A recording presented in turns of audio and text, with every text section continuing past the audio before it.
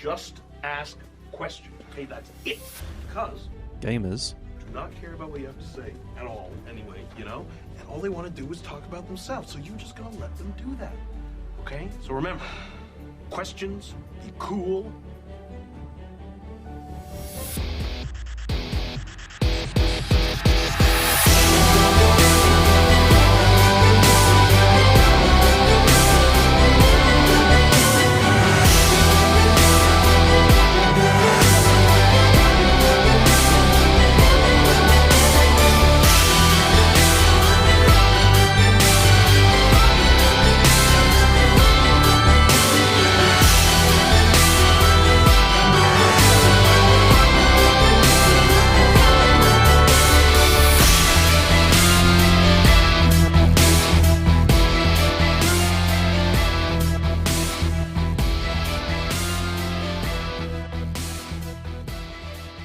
Welcome to the Objective Secure Podcast. My name's Mike. Hi, I'm Emma. This is episode 24, Ask a TO, and I'm going to tentatively subheading this part 1, because we're going to get other questions, I'm sure, from listeners and other attendees. Yep, and we've got 4 questions here, but we are going to get through these in an hour. we are. We're going to certainly aim for that. So part 1 refers to the fact there will be more of these in the future, not that this is part 1 of 2 or 3 or 4 like usual. So before we get into those questions, though, and we sort of cover why and who and how and what, we might as well have a quick look at what's been going on hobby-wise over the last couple of weeks since we put our last episode out. Work-wise for us has been focused purely on show. That's it. Working on the new show bag in particular. Which is an absolute nightmare. If we pull this off, it's going to be awesome, and if we don't, I'm going to cry. Well, you have to do it in a corner somewhere where no one can see you. I'll cry after the event, so it's all good. But I'll post photos. Oh, look, we might even get video if we're lucky. Yeah, it's been all prep for shows, like 7 weeks or something now. So we've been trying to get all the players packs finalised and up and published, and finalising Everything. We're trying to finalise everything. Yeah, pretty much. It's probably an easier statement than trying to list it all off, I guess. I think trying to run any event is bigger than anyone who's not a TO can possibly imagine. Trying to run this many event games and retailers and workshops, and it's just mind-blowing how big it is and how much needs to be organised and done. Oh, absolutely. Yeah, look, and I don't think it can be underestimated just how much work does go into any planning for any event, and I think that's part of the reason why we're going to do this topic today, because these questions did come from an attendee of one of our events, and we're big on transparency in regards to how we make decisions and what goes on behind the scenes for events. So yeah, these are good questions for us to cover in an episode today. What else? We've had Adeptus Titanicus announced. That was up for pre-order on Saturday. Yep. The $490 Australian for the Grandmaster Edition was a deal breaker for a number of people that I'm aware of and know. Not almost, it was for me as well. The fact that we're paying nearly a third more than the equivalent UK product when you do the direct exchange rate, you know, it's a hard one to justify, in my opinion. I know lots of people have gone, oh, you know, these are amazing models and it's new cast and it's all everything else. Yep, I get all of that. The problem I have is that they're charging so much for a box set that, when compared to other box sets of a similar contents, have come in the mid-200s, and they've almost doubled it for Australia. It's a really mid-200s to 490 is doubled. Yeah. I mean, the best example I can give is the not Imperial Knights, the Warhammer 40,000 Knights Renegade box game, which is 2 Imperial Knights, a set of terrain, and then the rules to play, obviously Renegade as a Knight v Knight combat game. That came in, I think it was I want to say 265, somewhere around that sort of number anyway.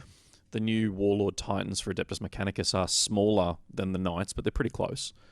You get terrain, then you get 6 of the epic Adeptus Titanicus Knights, which are apparently the size of a Terminator, and then the rulebooks and the cards and everything like that. You've essentially doubled the cost for what is probably less than $100 of extra gear thrown into the box. And I know they're new sculpts and they have to recover costs, and it's a Forge World product, not a Games Workshop product, but it's hard to justify that sort of expenditure. And what's even more surprising is those Grandmaster editions, now that they're gone, the individual box sets are going to be more expensive. It goes up by another $100 to buy it all individually. Wow. And when you start, like all the stuff I've read about it says that the expectation of the game is that you're going to have 3 to 5 Titans plus Knight support for your own army. Now, if those Warlord Titans are $180 each, I'm going to assume that the Reaver Titans are going to come in around sort of $120, $130, something like that. And the Warhounds will probably come in pairs for, sub $100. The Knight, the 3 packs of Imperial Knights will probably be in the $70 to $80 range, which means that I'm going to have to fork out between $500, $600, $700 to get what they consider to be an army for this game, which I can do a 40k army for that. Which is a fair few more models than... Yeah. Yeah. So it's a really tough one. And the fact it doesn't match any existing models, it's only for this game. There's no multi-use for it. It doesn't match the old Epic scale either, which is even more frustrating because at least if they match the old Epic scale, you could use them for that. Yeah. I'm finding it interesting seeing all of these additional releases that they're doing. And I know that another one's just been announced. But, I'm just finding it really interesting that they've got, obviously, their 2 main core games. So you've got Age of Sigmar and 40k, but then they seem to be releasing so many side games. Well, these specialist games... They seem to be coming really quite quickly. Yeah, and the specialist games was something that Forge World had already announced they were going to be the ones supporting going forward, which kind of ties into why we've seen so many products discontinued, I believe. It's only my opinion, but I think that kind of speaks for itself in regards to what's been going on. But with... What have we got? We've got Necromunda, Blood Bowl, now Adeptus Titanicus. I can't help but think it's only a matter of time before something like Battlefleet Gothic returns. And there'll be other Mordheim potentially, or a version of Mordheim for Age of Sigmar at least. The fact that the Necromunda releases essentially every quarter, and the Blood Bowl one I think is something similar. And obviously Forge World are now producing plastic models, which is great, and hopefully that'll mean that we're going to get some bigger kits in plastic going forward. But I think they're almost shooting themselves in the foot trying to do what they're doing, because if they'd released all of the core 8 gangs for Necromunda in the space of 3 months instead of one new gang, there are plenty of guys out there. I mean, I'm fortunate. My favourite gang was the Van Saar, which I think was the 4th gang released. And they've announced the Cawdor for Gang 5, but I know plenty of people love the Delac or... And the thing is that by the time those ones come out, you've lost the hype. Yeah. Whereas if they'd done everything at once, you can go, I love those ones, go out, grab it, and you can be playing it, as opposed to, I need to wait 3 months or, 2 years for my choice to come out. Well, I saw as well someone say, why hasn't it done the same thing to Blood Bowl? Why have we not seen the Blood Bowl side of things fall away? And I think that's partly because... the fan community kept it alive for so many years independently with third-party miniatures available. So when they released the new box game, it was like, I want to play elves. Well, that's cool. There are a dozen different elf teams on the market you can buy right now. There were plenty in the past as well. And they were teams created by Games Workshop that a lot of the fans and players still have. Yeah, that's it. And it kind of goes the same for Necromunda, but because they've updated all the rules for Necromunda, it's not like you can just... You need to buy the gang books and things, and they're not being released. So, it's a bit of an interesting one.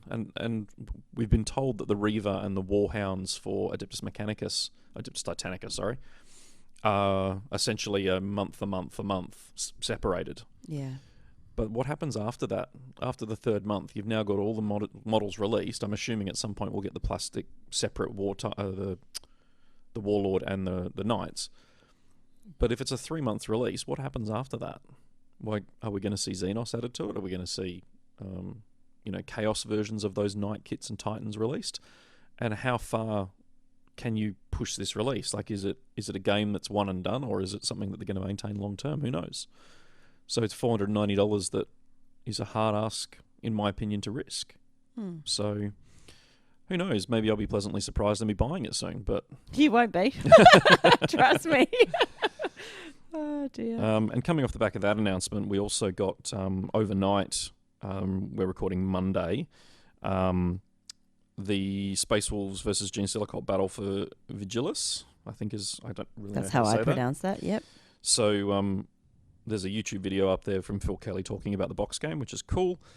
But most interestingly, it comes on the back of the Space Wolf Codex announcement as well, which means I think the article on Warhammer Community mentioned dice as well, and obviously the cards and the collector's edition book, which is kind of cool. I don't really like the dice from the photo I've seen because it's all scratch marks and claw marks for 2 through 5, and then it's got a wolf head for what I'm assuming is the 6, and then a skull with fangs for what I assume is 1. That's just going to be horrible to read in a game. Do you think? Yeah, it's going to suck. People are so used to reading pips that people complain about reading numbers, let alone scratches on a dice. You think it's a bit gimmicky? It is a bit. And the dice always sell well for them, so I'm not surprised. But yeah, it's a funny one. The box looks pretty good. It looks like you're getting a campaign book of some description plus the quick start core rules. So it's not the full rule book from what I can see from the pictures. Who knows what the retail is? I'm assuming this will be, again, the mid-200s, but given Titanicus, who knows? Yeah, but again, it's another release. But at least this is 40k, and they even talk about it in the article where the boxes, they're multi-part kits, they're not the snap fits, so you don't have to build them as Space Wolves if you don't want to build them as Space Wolves. They give you an upgrade sprue for that. It's also going to be the release of the Gene Stealer Core Aberrants plastic box, which we haven't ever had. They were only available in Overkill. As sort of snap fit models. It looks like it's a good value box. It'll be interesting to see how much it retails for. So we'll have to see what the value is when you see the price. I do like this guy, though. There's a new HQ version character of the Aberrants called an Abominant, which is basically an Aberrant which trades out its psychic power and sneakiness for basically being an Ogryn. And it's waving around a power hammer, and it's got like 3 eyes and an extra face, and it's pretty creepy looking. I really love it. So hopefully that'll come out as a clan pack soon as well. He might not be subtle, but who needs to be when you've got a powered sledgehammer? That's kind of all you really need to know. And it also answers where you can build the Aberrants come with an option to build it with like it's pulled up a speed sign, like a road sign, and it's waving that around like a club. So I quite like the idea of painting a 60 sign or something on the... I did one a few years ago for Malifaux, for Killjoy, who... I had a cattle sign with a cow drawn on it that he was crushing. I was going to say, then I think that board had a dead cow. Yeah, we had half a dead cow that went with it. Terrain, yeah. So, as well as new releases and things being announced last weekend, we also saw War on the Wasteland, which happened down in Albany here in Western Australia, which is about 4 hours south of Perth. Yeah, and if you've been following us for a little while now, you know we go down every year to do a 40k event. And Sam, who is sort of Sam's the reason that we started going down there. Yeah, well, that is true. He's not the head of the tabletop community down there, but he's certainly one who's been very pivotal in trying to bridge that gap between Perth and Albany. And Ben, of course. The two guys organised to do this one. This is the second year, I think it is, and it's a 30k weekend. So they had 24 players all in all down there. I think it was probably 4 locals. So Sam and a couple of his mates in particular, and then we had, I think it was nearly 20 guys go down from Perth for the weekend. And a few of the guys took an opportunity to take some photos. One of them had a drone out. Another one hiked up one of the mountains at the end on the Sunday before he drove home. So it was essentially a Warhammer camp. They all went down Friday. They played Friday night and played Saturday. And then, all buggered off Sunday. So there's some photos which we'll try and put in the show notes, which included a photo of a Zone Mortalis game the guys played. As a testament to how nutty they are. Yeah, so they set up 2 rows, and they were 16 feet long, each of the rows. So it was essentially 64 of the Forge World tiles. So 16 long, 2 deep, and then Times they had 2. 2 of those to represent 2 spaceships that were sort of crossing, and they did a boarding action across the 2 ships. So looked pretty amazing. They had, I think it was like 10 or 11,000 points aside of infantry doing battle, and then they did some bigger games with Titans and things the following. I think that was the first night, that particular game. Yeah, that was the first night, And then Titans and some other cool stuff on the second day. I did like the comment, having to make some of these rules up on the fly. Yeah. But look, it looked like a great weekend. It's just poorly timed for us because show is so close. Yeah. So if you're listening, Sam, please move it like earlier in the year, maybe June, July. That'd be great. Purely to fit around. No, gosh, who wants to go down to Albany in June? Well, it's friggin' freezing if you go down in winter, and they're there in like just off the peak of winter. So I know. It's mad. Yeah, they stay in. We stay at the same venue. It's a scout hall, so there's scout dorms and bunks, and that's your lot. So it's particularly breezy. It's a wooden scout hall. Yeah, on stilts, lifted up. A fair amount of holes in those walls and floor. But yeah, it's a good weekend, and it looks like the boys had a good one this one just gone. So what we might do though is take a quick break, and we'll jump into today's Ask a TO question group from one of our local gamers.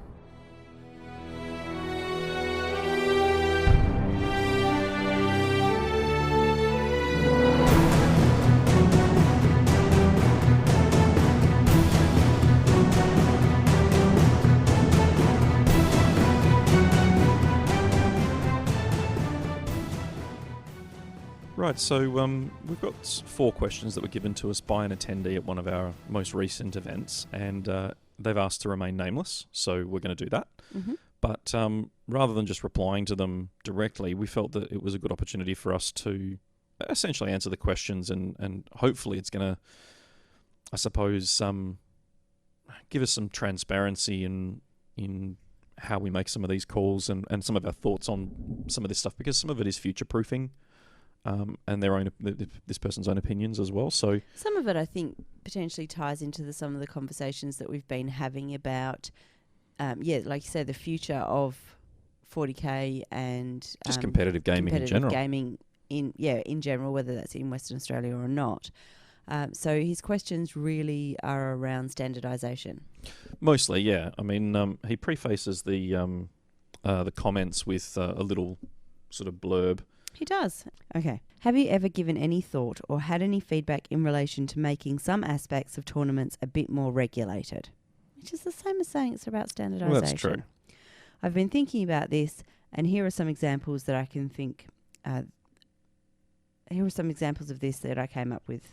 So we've got 4 questions here. We're going to take them one at a time, and we're going to try and keep the responses to 5 to 10 minutes for each. Let's aim for 5, and we'll probably hit 15.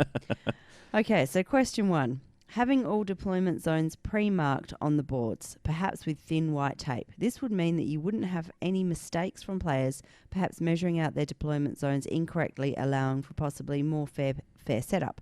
I'm not saying I saw this happen over the weekend, but it's one thing I thought of. Floppy tape measures do exist. I get his argument for this, but of all the questions he asked, it's probably the least practical of any of the answers that we could possibly give. Or try and implement, because the problem you've got with, and we'll use 40K as the example, but it equally applies to essentially every other game system. Deployment zones, Warhammer has 6 different deployment zones that we'd have to mark out. Mm-hmm. So you'd end up with this mishmash cross of tape all over the boards, or you'd be having to try and retape boards mid-event, where you'd be stripping the boards, retaping the boards, and then putting the terrain back on. Mm-hmm. It's simply not a practical call. I know some of the old fat mats that used to, and we've got a few of them, some of them were very cleverly designed so that you had the inbuilt markings on there for the grids. Particularly the urban combat 1 and 2 were essentially set up so that you had the deployment zones marked within the artwork. And I suppose that's one potential way of doing it, but honestly, there are so many games out there these days that I can't see designers wanting to do something so centric around a game when it's not relevant for other games. And if it intrudes on the design and the aesthetic, then that's even worse. So yeah, I think if it was just a matter of measuring out thin lines in one particular place, so most of the events that we run are 40K. Obviously, there's Age of Sigmar, and then we run a whole host for show. If it was just that case of measuring out one deployment zone, then there's perhaps some merit in it. But because that deployment zone can change 6 times over 6 games, makes it a bit tricky. The other factor you've got to consider is the actual board size itself.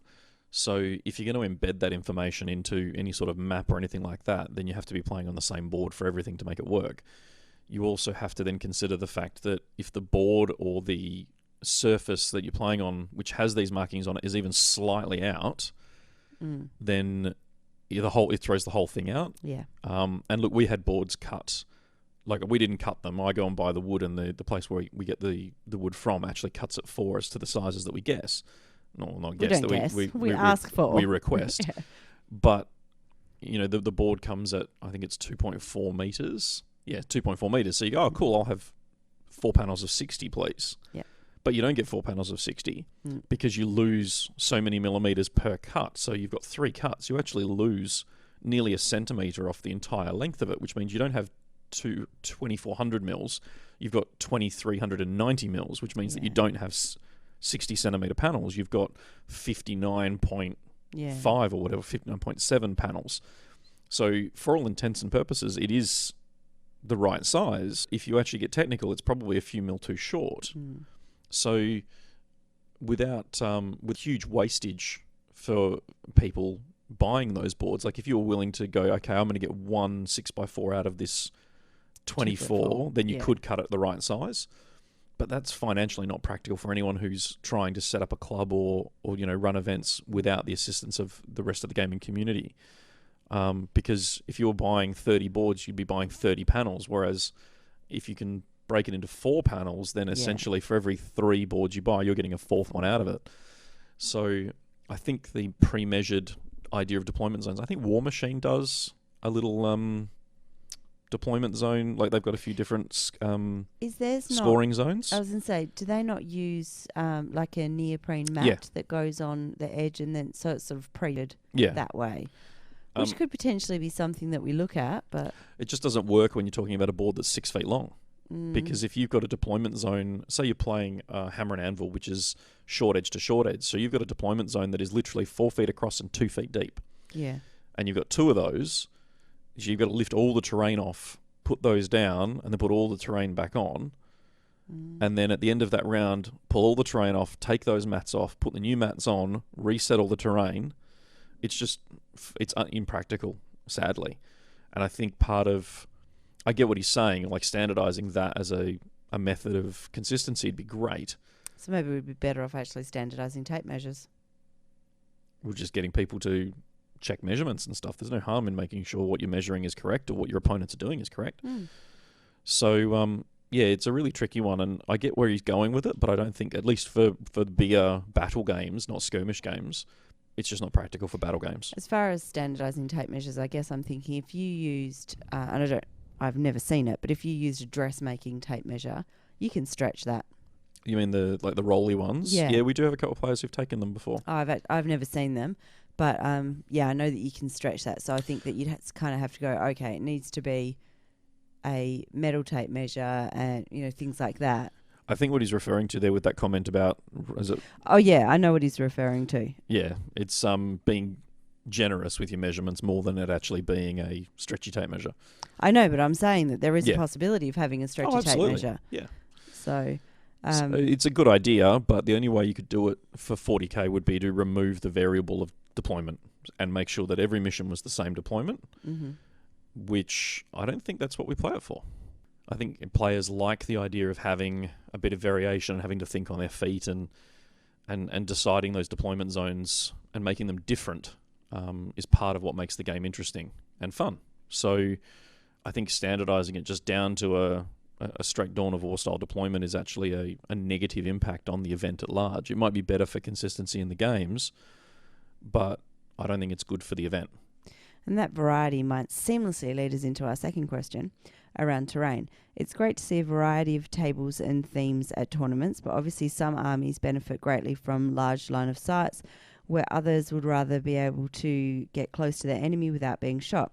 Have you considered having terrain on tables as close to identical in setup as possible? Say 1 to 2 large pieces in the centre of the board of a similar size, with maybe a piece in each corner also similar size, and a couple of walls spread throughout the rest of the field. I know this is probably quite unfeasible, as it would require a chunk of financial investment to come up with near identical tables, but I feel like maybe if everyone could expect to have relative same type of battlefield for every match, there is an inadvertent favouritism for certain armies based purely off the table they randomly get for their match. Well, let's talk about where else in the world has tried this. Obviously, the London GT infamously tried to make sure that everyone had the same terrain. the Frontline Gaming guys have got their own sets of terrain, which they've tried to not standardise across every table, but they're all reasonably similar. They're not necessarily deployed the same, but the tables feel relatively similar. And we saw at ETC, which is another project we've started looking at as well, was a set of terrain that was reasonably modular and compact and durable that would allow you to essentially duplicate the same terrain again and again and again and again for not thousands of dollars. Part of, I think, if we were going down the road of that sort of hyper-competitive e-sport style thing, then yes, there's a very strong argument for saying that yes, we should be having some sort of standardization. But we're not. We're at least not for the moment. No, and for me, I guess the key word in that big sentence that I just read out was based purely off the table they randomly get for their match, and that key word is randomly. Yeah, I mean, some of the countries and any of the ranked tournaments for ITC tend to do it, where table one is, if you're winning, that's where you sit, and you play on the same table again and again and again and again and again. If you're rank one, that's where you are. Yeah. Some players only do that for the final couple of rounds. Some events, I should say. I think. And we don't do that. No, ours are just set up randomly. Assigned. Masters, we tend to make sure we know where the top table is, because we like to film that if we can.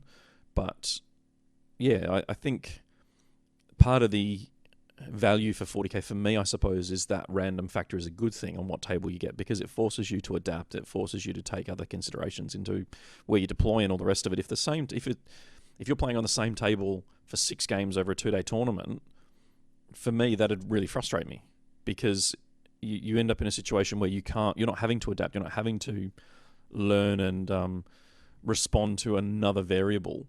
You can, if you know going in exactly what the terrain is going to be, you build an army to go with that. And it's another way of, I suppose, countering. It's teaching to the test. Yeah, that's actually a really good example. Really, I don't necessarily think it's good for the average tournament to do that. Like for the, London GT or for LVO or for ETC, it might work really well for those really high-end, hyper-competitive events where you do want to have that sort of consistent result. But to be honest, it'd actually be a put-off for me going, because I like going and playing on different tables. Now, the Frontline Gaming guys do a great job with LVO, and the 9 tables I played on were each different and similar in some way. And I think that's the balance. The photos I saw from ETC still felt really light in terms of terrain. We aim for between 25 and 33% coverage of a board in terrain. And that's... We do seem to have significantly higher than that on our city boards. Yeah, but when you actually measure it all out, it's not. Did we drop it down? I know that we had a lot more. I know it was about 50% on city boards, but I'm just thinking...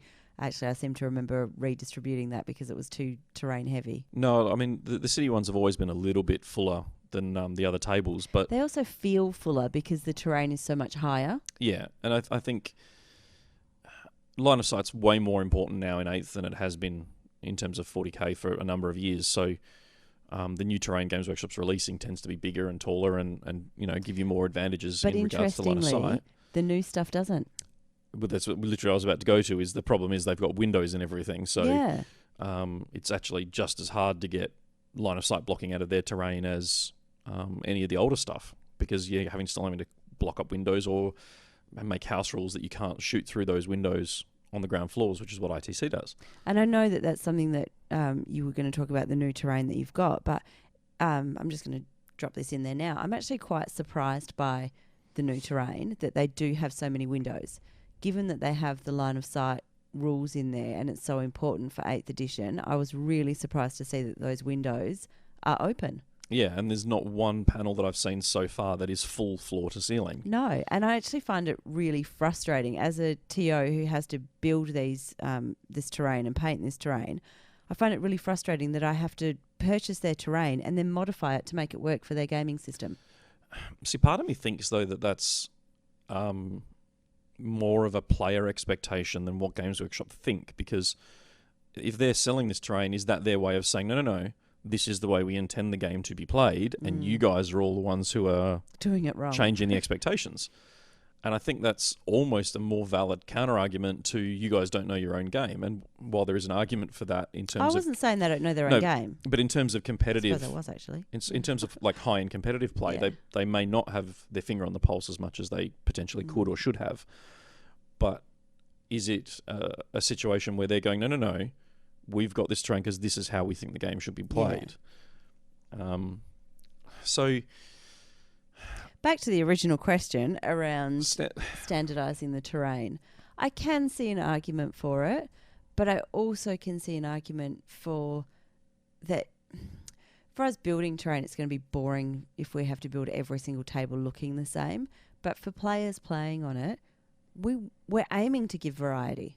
Yeah, that's always been the intent, is to try and provide you with a visually interesting exercise in the gaming. And you're obviously getting different opponents each round, and at what point do you stop standardization? Because it's a very slippery slope where you start going, okay, well, everyone's going to get the same tables with the same deployment zones with the same terrain. Well, now it's not fair because my army doesn't shoot as well as yours, so we're going to standardize this and we're going to standardize that, and we fast approach chess. Exactly, and the whole thing with this game is that, I mean, we do have some people complaining that there's not enough line of sight blocking on our tables. Despite the fact that we've boarded up windows and all sorts of stuff. Yeah, made significant effort to make sure that we do have line of sight blockers. But I think that you kind of have to take the punt that there are going to be some tables that your army is going to work really well on and some tables that it's not going to work well on. And if we did standardise it, would we lose the diversity in armies? Look, it's definitely a possibility. If you can bank on a certain type of terrain and volume of terrain. Like I know there were a couple of the ETC games where, because of the volume of terrain and the type of terrain, nothing happened. Like they were 20-0 losses or 20-0 wins because they went, if I come out, I get shot. But if you come out, hiding. I'm going to sit over here and do nothing. Your turn. Oh, your turn. No, your turn. Your turn. I call my last turn. Cool. I jump on all the objectives and win. I think. So in which case, it's not about who goes first. It's about who goes second. last. Yeah. So I don't know. I think there's definitely merit for having something consistent in the way it's deployed, but that also then leads to making sure that the terrain is vaguely similar to make sure it's deployed evenly. And half the fun and difficulty for me is, learning and adapting on the fly to what you're given. But, we have started wandering down that road of looking at some of the more standardized setups that are possible and how financially viable those are, because as this person mentions, terrain isn't cheap. No, and it's really, really not.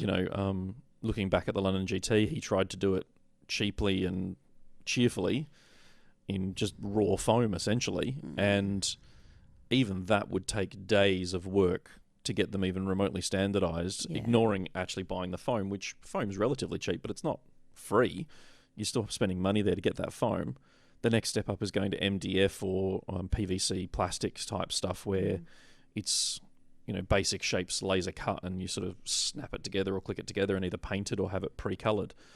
And now we're getting more expensive, but again, you can pack it down and it's, a bit more flexible in that regard, and you can get consistency. But someone still has to handle it and manage it and build it. And if you're packing it down, you have to put it back together again. Yeah, and remember how it goes back together. Yeah, so there are definitely... Who keeps hold of the Lego instructions? There are definitely some hurdles with standardizing terrain, and if you're not going to pull it apart and you're going to keep it all built, then you have to be able to store it. Yeah. We've got 30 70-litre plastic tubs worth of terrain sat in our in the OBSEC dungeon here at home, plus all the boards. It's taking up what essentially amounts to a 3 metre by 3 metre space. 3 metre by 3 metre by 3 metre high space. Yeah. It's not... And there's boards there as well, obviously, but... It's not compact. It's not easy to store. So you've got different hurdles for different things, and you've got to try and find the happy medium that your players will respond to. And certainly... I think different players have different expectations. Yeah. So I've spoken before about the response to the London GT, with some people going, I didn't come here for the terrain. I came here to play a game. I don't care what I'm playing on. Doesn't matter. And other people who are... horrified. Yeah. And anyway, everyone's got different opinions. Yeah, so could we standardise the terrain? Probably. But is it necessarily good for the events that we run and the culture of the attendees that we have is another matter entirely. And it's a question that would need to be carefully considered and balanced on, what we see now. And something that we've mentioned before is that this game does rely on an element of luck and chance. And one of those elements of chance is the board that you're going to get. Yeah. So I think the same as the element of chance with the dice roll, what I like about the different terrain is that you have to build an army that can be as flexible and fluid as possible based on not knowing what board you're going to get, what army you're going to play against, what the deployment zone's going to be, what the mission's going to be.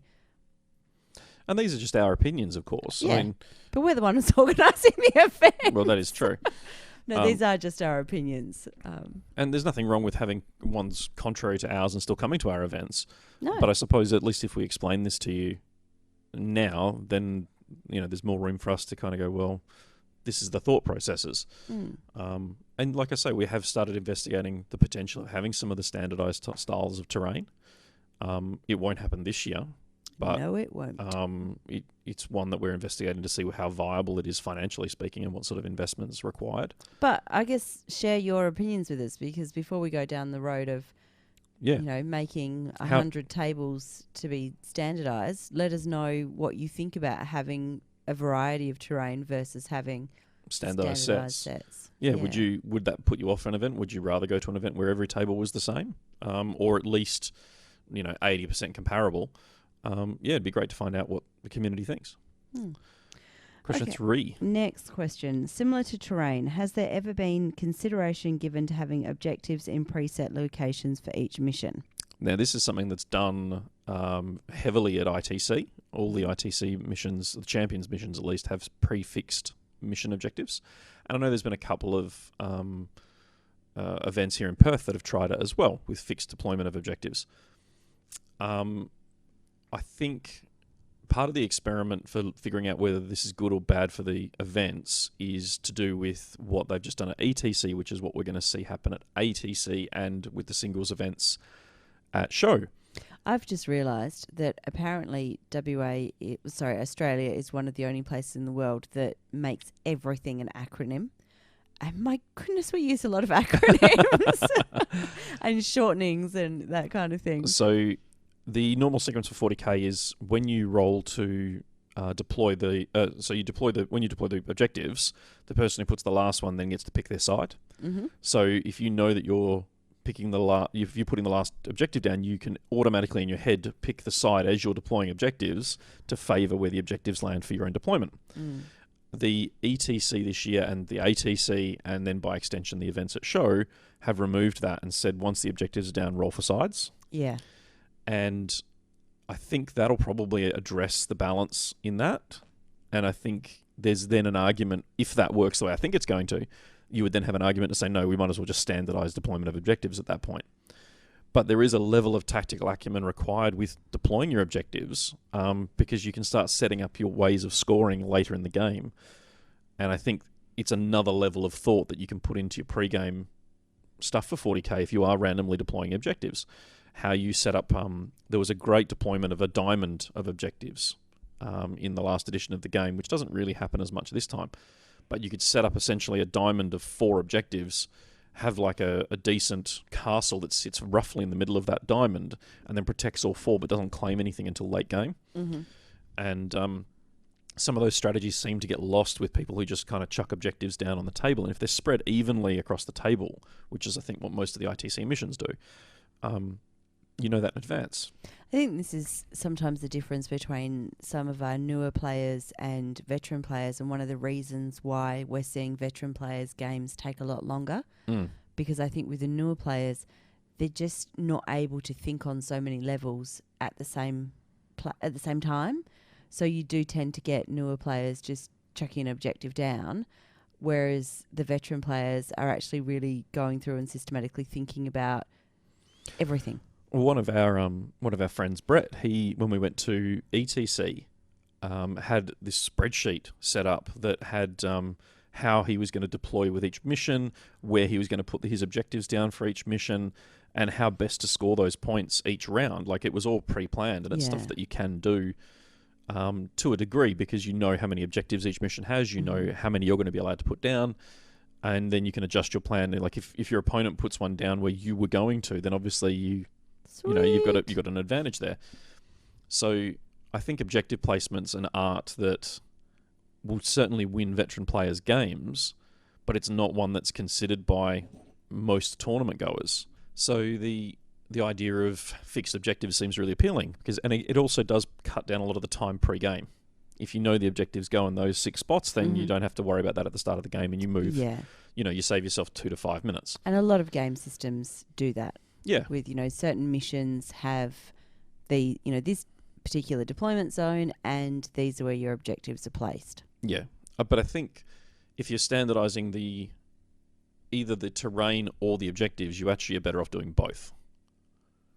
Because the second that you have fixed terrain but random objectives, you can manipulate the start of the game with that when you deploy objectives, if you know what I mean. So you can hide. I don't. So if you know how the maps are going to be deployed, and you know which buildings are where, and you know how the map's laid out, then there's obviously going to be advantageous positions for you to put objectives if you're able to place them where you want them. So you can't have free deployment of objectives, because then there's nothing stopping people putting it on the 3rd floor of a building. It essentially creates a stalemate game very easily by careful placement of objectives. So I think if you're going to standardize the terrain, you actually want to standardize the objectives, because it would stop a lot of those manipulations. Whereas with random boards and random objectives, you get the opposite effect. So I feel like they're kind of intertwined to some degree.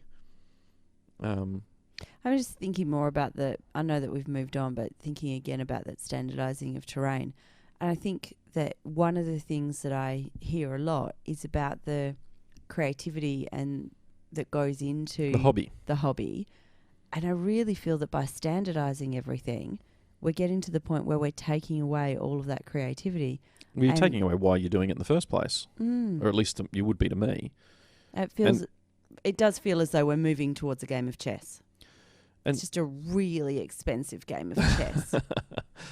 Look, there is a place for those sorts of events, don't get me wrong. But I think that having variation is actually good for most game systems, because it gives you a level of replayability where each game is going to be different. And if you're playing the same missions with the same deployment zones on the same tables game after game after game, it starts losing any sort of specialness. Doing it for like a hyper-competitive event that you attend once a year is completely valid. But doing it for 10 events... I mean, for Masters, I'd probably consider fixed objectives. Fixed objectives. I thought you were going to say fixed terrain. Not for this year, no. Right? And it might be something we try for Masters this year. Who knows? Have we written the players pack already? No, because of show. Awesome. Then, yeah, it might be something we try. But I think the simple statement of we'll just make them fixed objectives has far greater connotations to players than you might first think. Certainly the high-end players it'll change the game. And whether that's a good thing or not, I still don't know. No, and I'm interested to hear what other people's thoughts are on that, as well as the terrain. And then the last one is, I guess it's around, if you're in a poker tournament. Yep. Obviously, the deck of cards is wrapped in plastic and it's unwrapped in front of the judges, and you know that it is a standard deck of cards. Yep.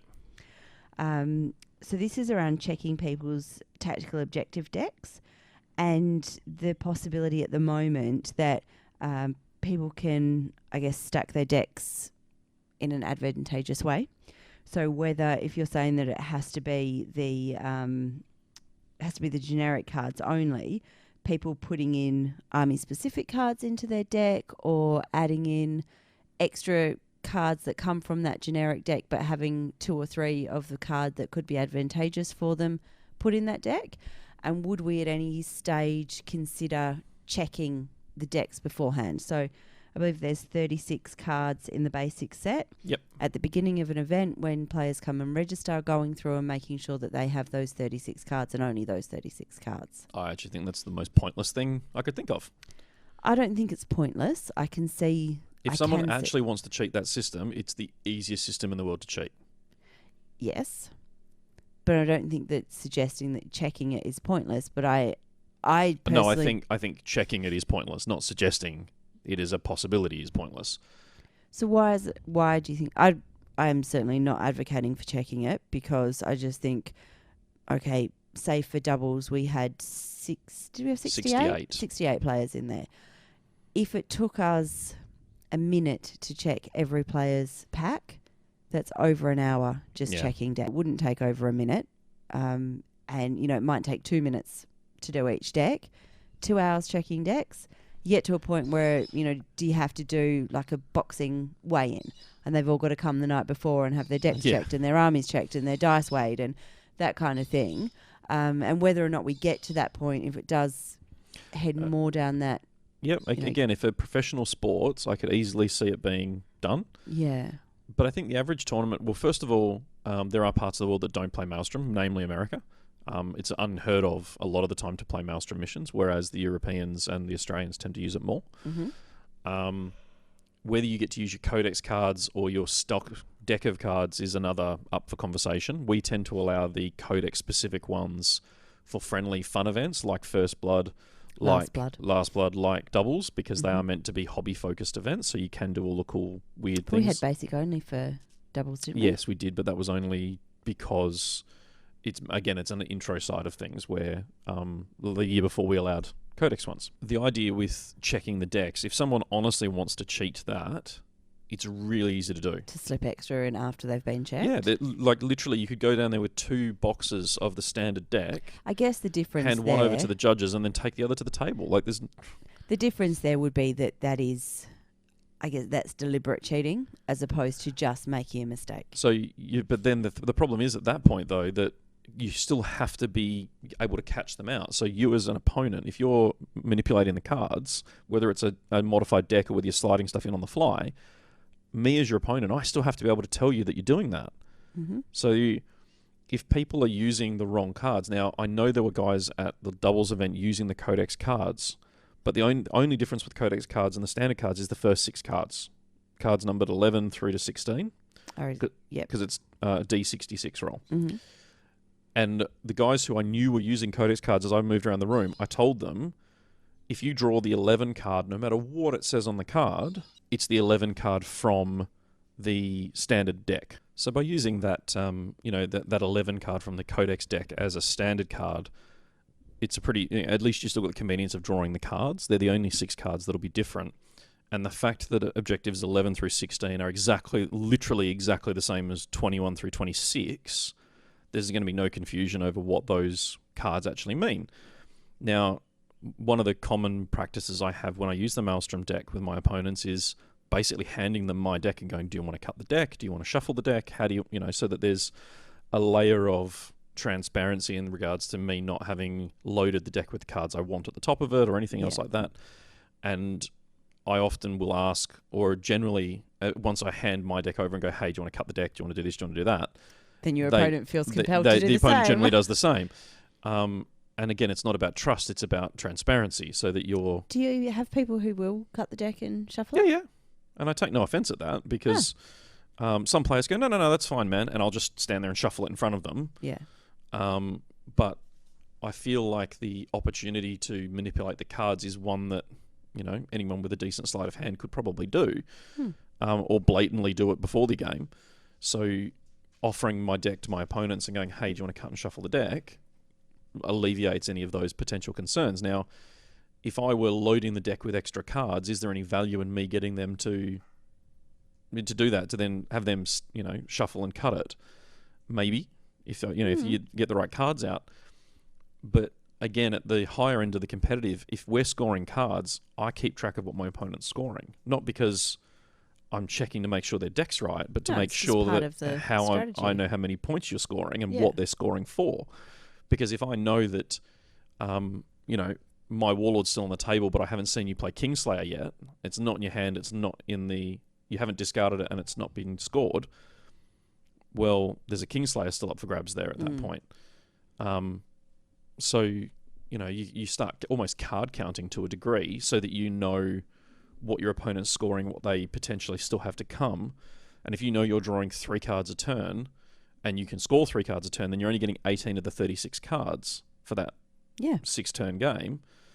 So, you start, manipulating the deck actually becomes really almost pointless, because unless you're willing to stack and load the deck in your favour for the draw rather than what's in the deck, you almost never go through a full deck anyway. No, but I guess if you have, say you have one card which is great for your army. Yeah. And you put 6 of those in your deck, you got a much higher possibility of pulling one out. Yeah. But like I say, they're all the cards are numbered as well. So if say card 45 was really good for your army, and I don't know what that is off the top of my head. Why not? Because I'm good, but I'm not that good. I'm modest too. I know what half the deck is. Anyway, card number 45. You pulled it out. Say you've pulled that one out. It's numbered 45. And if you go, say it's Scour the Skies, and I don't think that's what the number is, but it doesn't matter. And you play Scour the Skies and you kill a unit with Fly. And then you go, I'm scoring Scour the Skies again. Well, there's that sort of inbuilt level of short-term memory that all humans have, where you go, you've scored Scour the Skies already. How have you done that? How have you got 2 of those? The secure objective ones I could see being duplicated, because, like I say, 11 through 16 and 21 through 26 are already duplicated. They're already secure objective 1 through 6 on both those decks. And then 31 through 36 is defend objectives 1 through 6. Yeah. So I could easily see people scoring multiple objective 1s, because you can already score objective 1 three times out of the deck already. Yeah. So I think there's a small level of opportunity there. But again, if you're not sure, there's no harm in saying, hey man, which cards have you scored? I think there's got to be a level of responsibility for the players as much as checking on each other, and if you've got any of those concerns, then bringing it up with the TO. The other one that I've done in the past is when I've shuffled the deck in front of my opponent, a really good way of doing it is to get the 36 cards and put them into 6 piles of 6. Face down, so you can't see what you're putting in each pile. Yeah. But if you go, cool, 1, 1, 1, 1, 1, 1, 1, 2, 2, 2, 2, 2, 3, 3, 3, and count them out, then your opponent has no question in their mind that you've at least got only 36 cards. So if at the end of the game you've scored objective 1 4 times, and I know that you've only got 36 cards, then there's a problem. More often than not, though, at our events in the past, we've had players with the opposite issue, where they've got to the end of the game and realised that a 36-card deck was 42 cards. And it's like their opponent only had 8 cards because the decks have been mixed up. And then they come and tell you that, and you go, well, how do we fix that? And they're all the time. Like, the TO box always has at least one singular Maelstrom card. Sometimes it's a deck-specific one, like it's a branded, like a Death Guard one or something like that. Yeah. But yeah, like, people's Maelstrom decks are always something that are a potential failure point for consistency and play. And it's one of the things that ITC is avoided because they don't do it. They've got their own little objective process anyway. I think if we move towards a more competitive game where there was, significant amount of money on the line, then, maybe we would increase the entry fee, and it would have to include a new pack of Maelstrom cards. Yeah. And similar to the, with poker, it has to be opened on the day and that kind of thing. But really, I can't, and even with that, you can still slide things in, unless, of course, you go to everything's branded. And, it's branded with that particular event name and that particular event date, so you can't slide extra cards in there. But really, I can't see any other way that we can standardise that. And the problem with that is, of course, that means that players by the end of the year, if you came to every one of our 40k events, by the end of the year, you'd have like 10 friggin' decks of it. Yeah. And you'd be Which would be great, because between them, you should be able to make one full deck after you've lost a card at every event. But you're also, as a player, paying for that every time. Yeah, I know. Which is just... No, I know. It's... And when you look at cards like in Vegas for the playing cards, it's $1. But Maelstrom cards, when you're buying them from Games Workshop, are significantly more than $1. Well, if we were going and saying, okay, we want to print... we'll use the last event as the example, 68 decks of 36 cards. Mm-hmm. You go, that's... I can't even do the maths off the top of my head how many cards that is. No idea. What's that? 6, 12, 18... No. I'm not sure as it matters. It's probably a couple of thousand cards. Yeah. it sounds like a lot until you realise it's really not. Like for a printer, it's actually not worth doing because you can't get that done via like a business card because each card has to be different. Different, yeah. So you're having to actually set up playing cards, and for a printer, so it's 2,500 cards. 2,500, yeah. So because of the way to be set up for a printer, there's actually not a lot of like viability in doing, because that's a small print run for what would be a traditional press. So your actual cost of producing those decks is probably going to be close $10, to what they're paying. $15 a deck. Yeah. And that's being optimistic. It could be easily worse than that. And then you go, well, okay, I won't get it printed professionally. I'll do it myself. Well, the amount of time and effort to do that would just be horrific.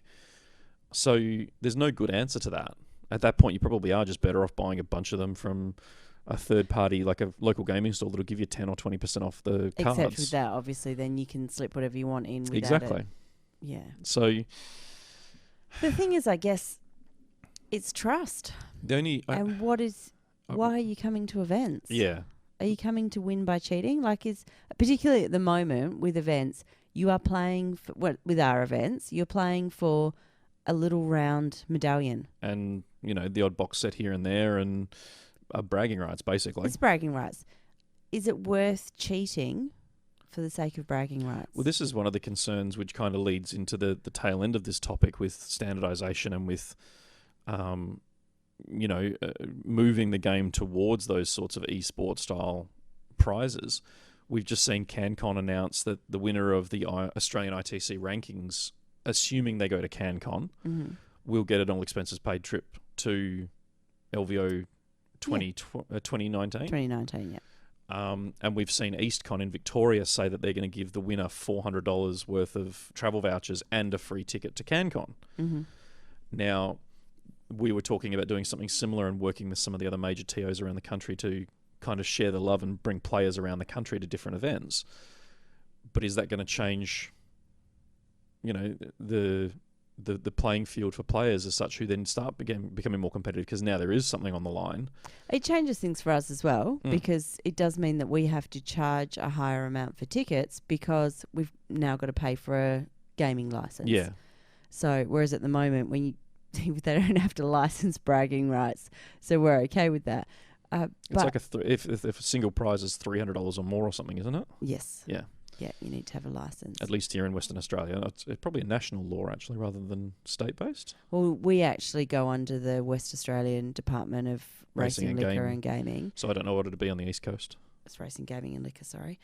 Doesn't matter, though. But, yeah, it is, I'm sure it is fairly relatively standard comparable across the country. Yeah. But that's for us, there's a difference. But I certainly think that for players, once you start putting a monetary value on it, we are going to see changes to the whole environment. Yeah. And some of them will be good, but some of them won't be. So we'll probably try it out, but how that looks and what that looks like at the moment is still to be decided. Yeah. But I think if in 10 years' time we are playing in that sort of esports style format, then I would be expecting a standardized layout of maps. I'd be expecting a standardized layout of objectives, and I think that league, that high-end league, would certainly be much more formalized and controlled. The counter argument to that, when you start looking at professional sports, is you could say, okay, well, American football is played on the same size field every single time, so it doesn't matter where they go in the country. Yeah, but they're all playing with the same ball and the same number of players. Yep. And also there's still variations in weather and temperature and time of day and all the rest of it. Then you've got other competitive sports like motor racing, where you look at Formula One, the World Championships across an entire circuit of a dozen tracks, and not one of them is identical to the next. And they're not racing in the same car. No, either. Exactly. And I actually think the tabletop gaming experience is more comparable to motorsport. Yeah, definitely. For that reason. Yeah. Playing cricket or football or any of those ones where you've got basically the same, your only variance is the player skill. In motorsport, you've got one driver using a tool that is probably different to every other driver on a different track every time. And when you talk about that and replace the track with table and with car with army, I guess the difference. it's pretty comparable. I guess the difference is though that you know in advance the track and the circuit, and they can make tweaks to their car. And they can learn the circuits, yeah. That's it. Whereas we don't. Nobody knows in advance what table they'll be playing on. Oh, that because is we true. don't know in advance what table they'll be playing on. Because it's not until the morning that somebody works out where to put the terrain. No, so maybe some sort of level of mid-standardization is where it needs to end up, where you've got different types of standard terrain or 10 different types of standard terrain, and you turn up to an event and there's 60 tables 10 and 10 of each. And that way you can know that there are 6 possibilities, not essentially 60. We actually have that to some degree. You know, we've got 2 alien tables which are very similar. We've got a couple of city boards which are very similar. We've got, you know, so we've got that to some degree. Not to the volume that standardization would be, though. No. So, yeah, I could probably get on board with that. Yeah, I think there's a nice happy medium there that potentially could exist, but again, financially speaking, you'd have to try and figure out how to do that. It's not going to happen this week, that's for sure. So that's kind of our answers to those 4 questions, and I know that there's probably plenty of conversation that could go in and around those 4 questions on top of what we've already said today, but we have managed to keep this down to about 45 minutes, so we're going to leave the topic there for today, and we'll be back to wrap up the episode in just a second.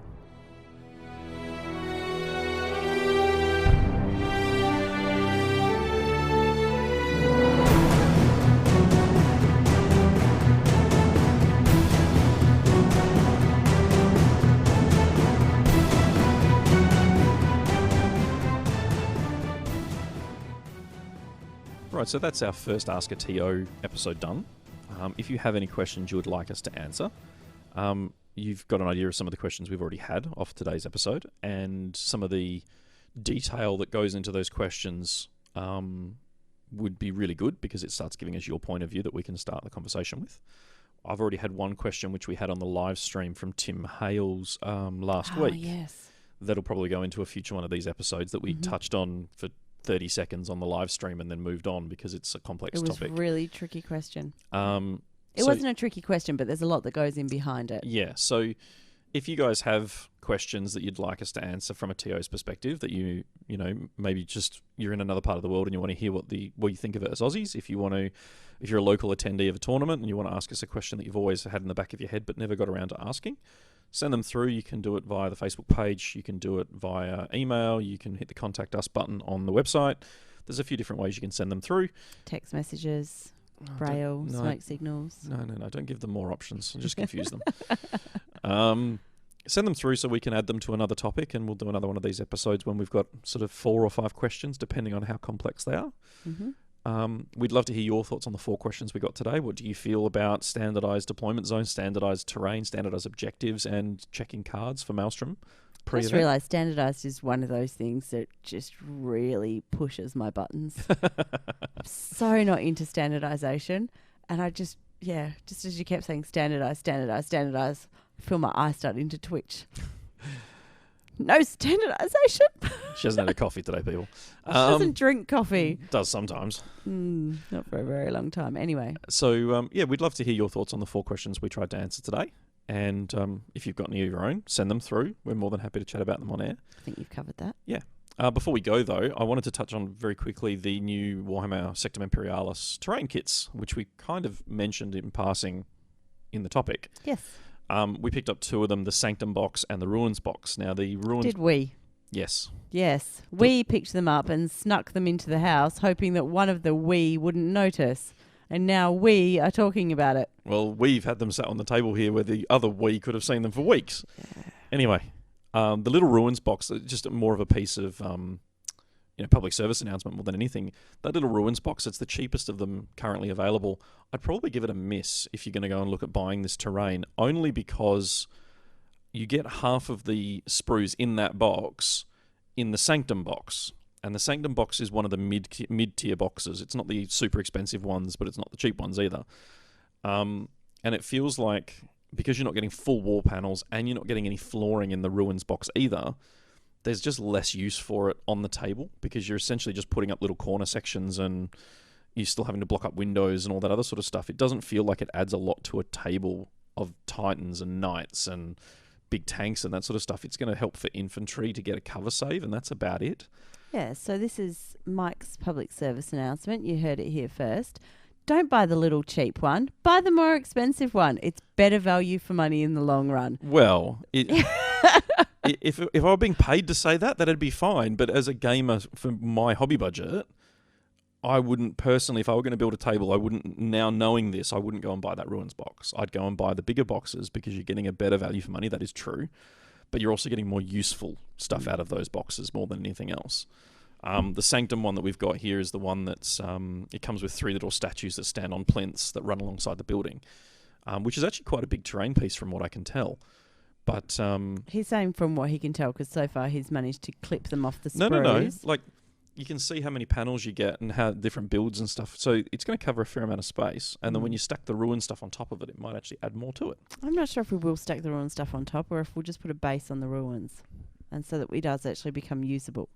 I think there's plenty of modularity available for these kits, so we'll see what happens with them. And by that, we'll argue about it off air. Yeah. And unfortunately, he's the one that glues everything. Because you can't be trusted with glue. glue. With super glue. And no, this is plastic glue, isn't it? Well, I was going to say, I've sort of half assembled parts of this, and this is the first piece of Games Workshop terrain that I've built in a long time with plastic glue. No, you didn't have to add with plastic glue. That was redundant. I built the Militarum, the Sector Mechanica stuff. That's all in there. You built half of it. That's all plastic. No, that's super glue, I think. It is super glue, yeah. Whereas this stuff seems to be responding with the plastic glue this time, which is great. See, and I can be trusted with plastic glue because I can't stick my your fingers to together it. with plastic glue. All right, guys. Well, that's the end for another episode. If you want to get in touch, all the usual options are there. Otherwise, we'll see you in the next episode.